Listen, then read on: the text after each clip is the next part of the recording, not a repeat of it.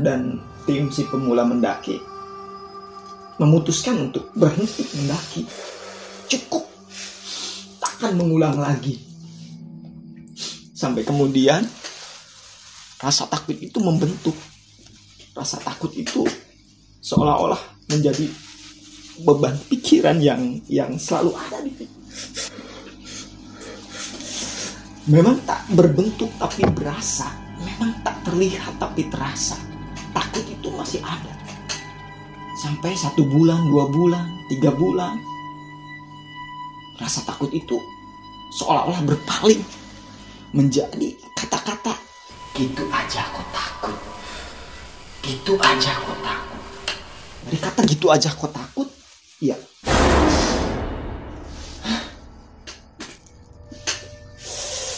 Kami seolah-olah ditantang. Kami seolah-olah bukan laki-laki. Sehingga kata gitu aja kok takut menjadi lawan. Kami harus berani di pendakian selanjutnya. Selamat datang di konten The Ends, narasi kaum kecil. Tepatnya 26 Februari 2022 pukul 14.00 kami melakukan perjalanan dari Majalengka menuju Cikarang. Yang jadi pertanyaan, kenapa Cikarang? Duit budget. Karena di situ ada saudara kita.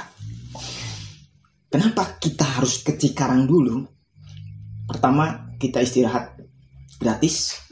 Yang kedua, berharap kita diberi ongkos dan bekal waktu itu. Itu tidak menjadi hal yang memalukan, tapi kebutuhan. Karena budget kita ya adanya segitu. Berharap bisa diberi bekal tambahan gitu. Sampai kemudian kita melanjutkan perjalanan menuju Cikarang waktu itu. Kita beristirahat 1 kali. Perjalanan menuju Cikarang kita tempuh dengan kesombongan, dengan keriaan. Kita tempuh selama 8 jam. Normalnya hanya 3-4 jam. Itulah kesombongan kita. Santai. Kemudian kita datang jam 20.00 waktu Indonesia bagian Barat. Kita disambut dengan sangat luar biasa waktu itu. Di waktu itu kita packing entah yang seberapa kali. Karena apa? Karena kita sudah packing, ternyata saudara kita memberi ikan asin. Ikan asin. Yang mau gak mau kita harus bawa ke gunung. Berpikir, nanti kita kalau masak ikan asin di gunung, banyak yang mau. Akhirnya ikan asin itu kita packing ulang. Kita masukkan ke dalam carrier. Dan di Cikarang juga ternyata ada yang mau ikut juga. Waktu itu 2 orang. Untuk ikut ekspedisi si pemula mendaki. Pendakian Gunung Gede Pangrango. Jam 20.00 kita bertemu dengan kawan yang akan ikut mendaki pendakian si pemula mendaki. Perjalanan kami lanjutkan kembali menuju base camp Gunung Gede Pangrango. Dari jam 22.00 lewat kita melakukan perjalanan dan kita beristirahat waktu itu berapa kali, bro? 2 kali. 2 kali. Yang pertama kita istirahat jam 12 di perbatasan untuk ke Gunung Salak, entah apa namanya, di Kota Bogor. Kemudian istirahat yang kedua dikarenakan kita nyasar. Sampai kemudian setelah kita nyasar kanan dan kiri kita tidak tahu. Karena Google Map. Google Map yang kenapa gitu? Kenapa harus belok kanan dan belok kiri? Padahal Google Map itu cuman kanan dan kiri. Tapi kita nyasar gitu. Sampai kemudian kita datang sampai base camp itu 3:30. Mau gak mau kita harus tidur waktu itu. Karena pendakian itu kita lakukan jam 7, jam 8-an. Dan sampai akhirnya kita memaksakan untuk memeramkan mata. Dan akhirnya kita tidur dengan rasa dingin yang tak lagi bersahabat. Kemudian kita bangun. Bukan kita sih, saya bangun jam 5.30. Dan kawan-kawan masih tidur. Saya sudah membuat konten. Saya sudah memperkenalkan ini loh base campnya. Tapi kawan saya yang bertiga masih tidur. Sampai kemudian saya membangunkan paksa waktu itu. Setelah kita sadar, kita sarapan dan melanjutkan perjalanan. Waktu itu jam 8.30. Jam 8.30 dari base camp Gunung Gede Pangrango. Perjalanan dari base camp menuju pos 1 itu masih terbilang treknya trek normal. Dan kanan kirinya juga masih terlihat perkebunan-perkebunan yang sangat indah dipandang. Namun waktu itu masih musim hujan, sehingga aliran treknya itu masih terkocor. Apa bahasa Indonesia ya? Terkocor air. Kocor. Seperti aliran irigasi air dari atas gunung ke bawah. Waktu itu ya kita becek-becekan di situ. Kemudian sampailah kita di pos 1, namanya Pusat Informasi. Pusat Informasi nomor 1. Oke. Rana itu survei goblok. Sampai kemudian kita nyampe di pos 1 Pusat Informasi. Nah di situ masih terlihat bangunan-bangunan zaman dulu kala, waktu itu masih ada. Bangunan-bangunan yang masih terlihat takut. Itu seperti bangunan yang sudah tak layak dan sudah tua. Sampai kemudian kita sampai di situ jam 9.50-an. Jam 9.50 kita sampai di situ. Dan informasi yang kita dapatkan, bangunan itu sekarang sudah tidak ada lagi. Dikarenakan bangunannya rubuh, terkena gempa waktu. Dan sayang sekali untuk pendakian-pendakian lewat jalur Gunung Putri, Kecamatan Pacet, tidak ada lagi bangunan itu. Sampai kemudian kita beristirahat di situ kurang lebih sebatang, 2 batang, 3 batang, 4 batang, 5 batang, 6 batang, dan seterusnya. Karena kita melakukan proses perjalanan itu sambil merokok. Tepatnya jam 10 lewat lah. Kita melanjutkan perjalanan lagi menuju pos 2. Perjalanan untuk menuju pos 2 itu treknya terbilang masih landai tapi sedikit berakar. Jalannya, treknya tertutup oleh akar-akar kecil. Sehingga mengganggu pendakian. Ditambah dengan hujan gerinicik yang turun waktu itu. Pukul 12.46 kita sampai di pos 2. Kenapa kita tidak berhenti di pos 2? Waktu itu tidak terbagi tempat istirahat di pos 2. Niatnya kita mau berteduh, cuma nggak kebagian. Saking membeludaknya pendaki waktu itu. Akhirnya kita nggak mau kita melanjutkan lagi perjalanan. Kita tidak berhenti di pos 2. Melainkan kita berhenti itu di pos 2,5. Nggak tahu apa namanya itu. Pokoknya di situ di pos 2 lewat dikit. Kita istirahat. Istirahat kita ya bongkar-bongkar, membuat kopi, canda-canda. Walaupun dalam hati, kok rame gunungnya. Kok rame kayak di pasar, ya Allah. Kita nggak terbagi kebagian tempat istirahat di pos 2. Padahal kita di situ bisa berteduh. Bisa berteduh sebenarnya kita di situ. Cuman nggak kebagian. Baik. Dan kita melanjutkan lagi perjalanan setelah istirahat di pos 2,5 menuju pos 3. Perjalanan dari pos 2,5 menuju pos 3 masih terbilang banyak akar dan sedikit naik. Sedikit memeras tenaga karena hujan yang turun, berhenti, turun, berhenti, turun, berhenti, turun, berhenti, dan hujan lagi. Sampai hujan itu seolah-olah hilang nggak ada gitu. Yang disayangkan teman-teman yang 3 orang itu tidak membawa mantel. Hanya saya, itu pun saya bukan mantel saya. Sampai kemudian kita istirahat dan kita tidak istirahat di pos 3. Kenapa? Ya itu alasannya. Kita tidak kebagian tempat istirahat di pos 3. Padahal masih hujan. Dan akhirnya kita hanya beristirahat sejenak. Itu pun nggak di pos 3. 3/4. Sampai kemudian kita melanjutkan lagi perjalanan menuju pos 4. Menuju pos 4 ini ada sedikit cerita yang mudah-mudahan cerita ini tidak terjadi kepada teman-teman. Cerita dari tim kita si pemula mendaki. Miskomunikasi awal. Ini mulai sedih nih kok. Sedih. Jadi ceritanya seperti ini. Waktu itu teman kita bilang kepada tim bahwa ada temannya yang naik Gunung Pangrango. Diprediksikan waktu itu ketika kita naik menuju Gunung Gede Pangrango, temannya itu posisi turun dari puncak menuju BC. Akhirnya di pos 3 menuju pos 4, teman saya bilang,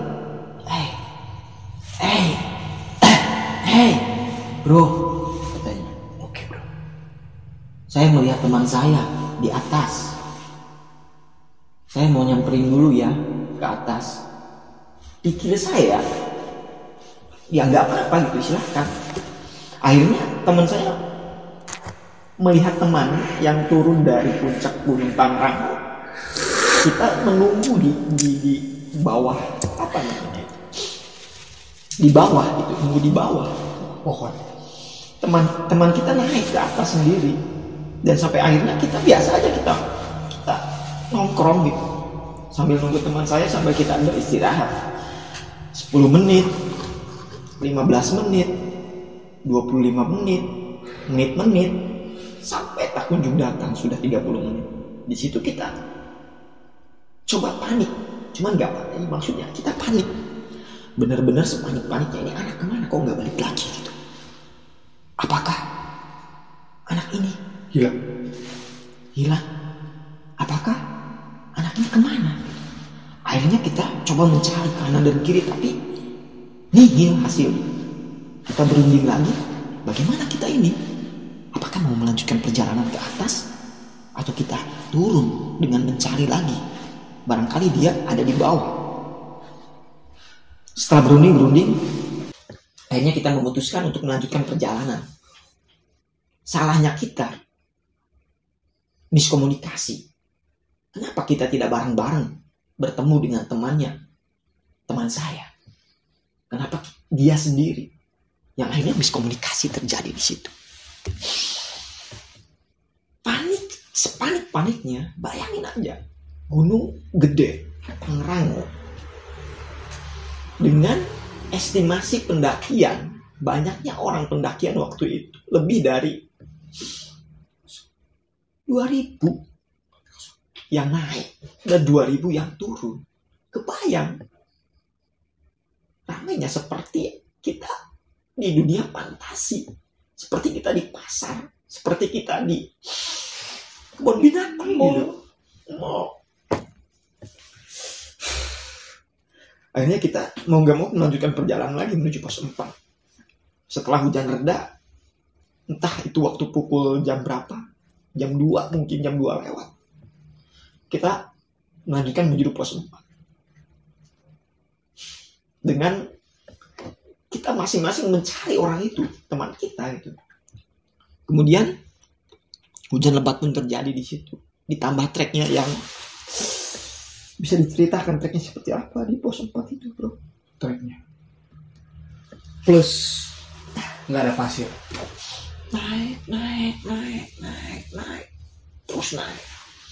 Ditambah lagi hujan yang lebat dan angin yang kencang sekali gitu. Semakin kita naik, semakin angin kencang dan hujan itu mengalir deras dari atas.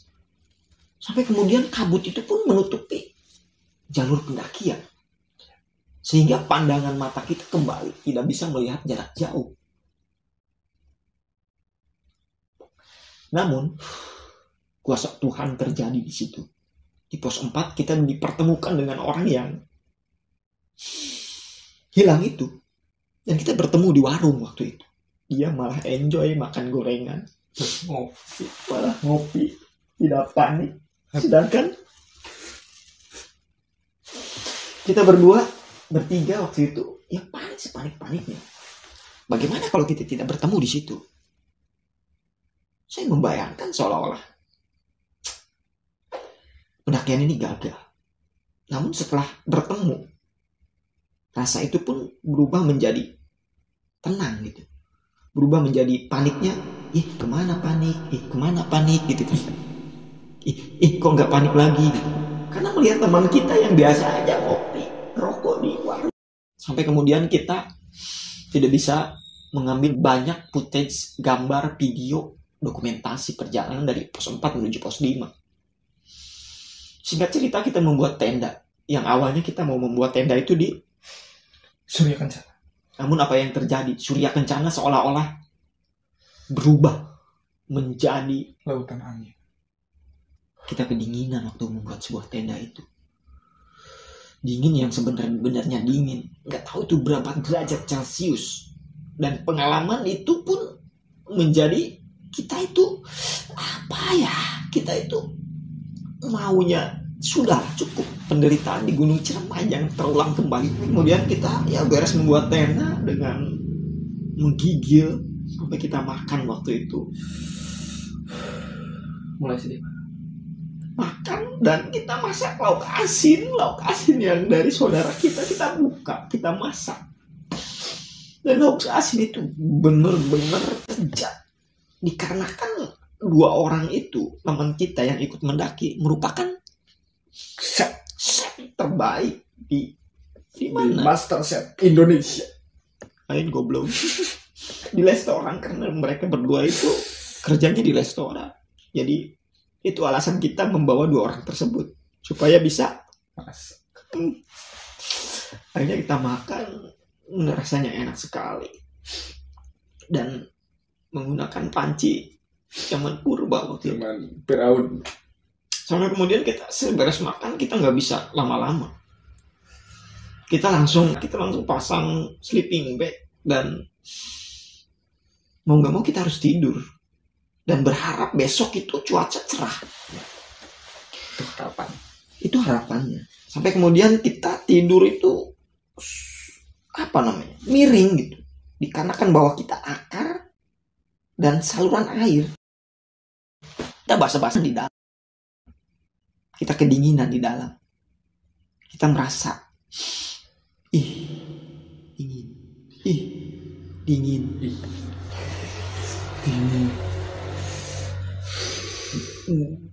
Setelah itu pagi pun datang. Hujan masih deras. Kabut masih menyelimuti waktu itu. Sampai kemudian kita lapar. Setelah lapar, yang kita lakukan adalah masak mie waktu itu. Rasanya seperti apa, bro? Pahit, kecut, asem. Seperti Anda lihat muka Mantan. Kalau mantan nggak asem sih, gendak. Dan kita mau nggak mau kita harus makan itu daripada kita kenapa-napa, walaupun rasanya ya tidak karuan. Dan waktu itu setelah kita makan mie yang rasanya susah untuk diekspektasikan rasa itu, mungkin mie itu sudah tidak layak lah, tapi mau nggak mau kita harus makan. Kalau nggak makan ya kita makan teman ya. Kebayang kalau makan teman. Sampai kemudian beres makan, kita pasah-pasahnya. Dan saya pun berpikir, udahlah kita jangan summit. Stop kita di Surya Kencana. Stop, sudah harapan kita bisa mencapai summit. Udah, jangan ada summit-summit. Kebayang perjalanan dari kota Majalengka menuju Pangrango. Waktu kita tempuh selama hampir 12 jam. Sudah kita capek di jalan sampai Surya Kencana. Belum juga nyampe summit, kita balik. Apa kata dunia? Apa kata Habib? Akhirnya lanjutkan untuk summit, memaksakan diri untuk summit. Buka tenda, pakaian sudah rapi, jaket. Kita melakukan pendakian menuju summit. Belum juga kita beres melewati Surya Kencana, badai itu seolah-olah tidak mengizinkan kita untuk menembus Surya Kencana. Badai itu seolah-olah kita menghadang kita untuk menuju summit. untuk menuju Tugu Gede Pangrango. Kita berhenti di mana waktu itu, bro? Di warung gorengan Mang Oding. Kita berhenti di warung gorengan. Kita coba bertanya kepada warung gorengan itu, Pak, gorengannya berapa? 2001. 2001, Dek. Iya juga sih, gorengannya 2001. Karena mungkin akses untuk menuju gunung itu ya bilang sulit, sehingga ya pantas harga satu gorengan 2000.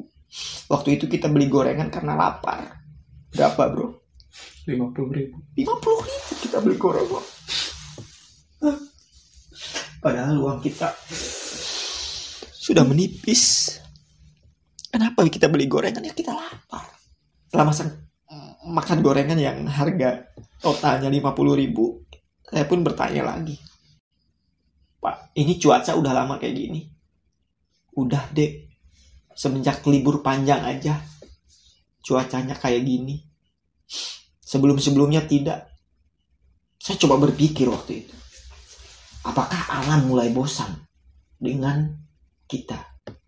Apakah alam tidak mengizinkan untuk pendakian dengan ribuan orang waktu itu, sehingga alam menutup aksesnya untuk bisa para pendaki menuju puncak Gunung Gede Pangrango?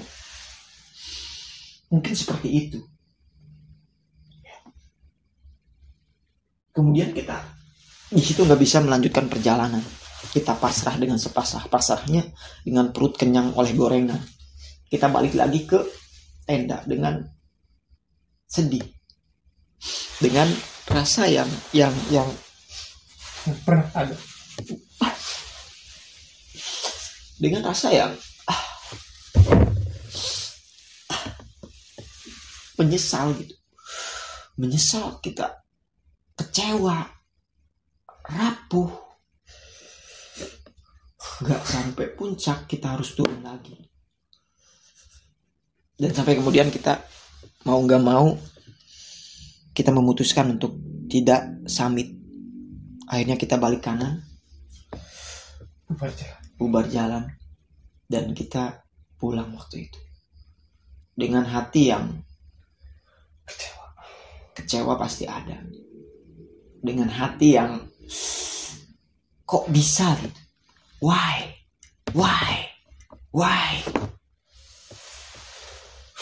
itulah pengalaman di Gunung Gede Pangrango.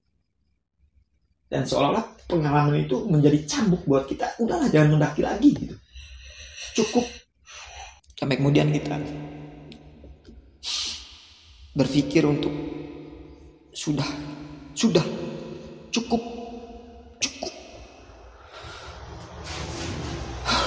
Dan akhirnya kita pulang menuju kota Majalengka. Ya itulah pengalaman kita. Gimana? Sedih nggak, bro? Mudah-mudahan apa yang kita ceritakan tadi sedih ya. Kita berharap kalau nggak sedih harus sedih. Ya berusaha sedih lah. Mudah-mudahan teman-teman bisa merasakan apa yang kita rasakan. Kesedihan waktu itu di Gunung Gede Pangrango. Dan itu menjadikan pengalaman yang sangat luar biasa di Gunung Gede Pangrango. Entah apakah kita akan remedial kembali lagi ke gunung itu. Cuman kalau kita kembali lagi, tujuan apa Anda kembali? Apakah mengulang rasa sakit atau memperbaiki rasa yang dulu pernah ada? Sekian di konten Dance Narasi Kaum Kecil. Tunggu juga pendakian di mana? Di Tampo Mas. See you next. Assalamualaikum warahmatullahi wabarakatuh. Sedih tuh tadi, cek mana? Wing. Sedih rupanya. Saya jauh-jauh dari Majalengka. Kenapa di Canggagrip di kotanya? Pulang berhenti di Cikarang. Saya pakai helm Grab dan ada ibu-ibu yang nyamperin dan saya dimarahin waktu itu. Kenapa Anda datangnya telat? Saya bingung. Apa tujuan Anda bicara seperti itu? Mas, ini kan ini aplikasinya ini, Mas, saya nungguin dari tadi. Bu, saya bukan Grab, jujur. Saya disangka Grab. Baru turun, capek. Malah dicarekan, malah dimarahin. Ibu-ibu. Udah. Sekian. Assalamualaikum warahmatullahi wabarakatuh. See you next time.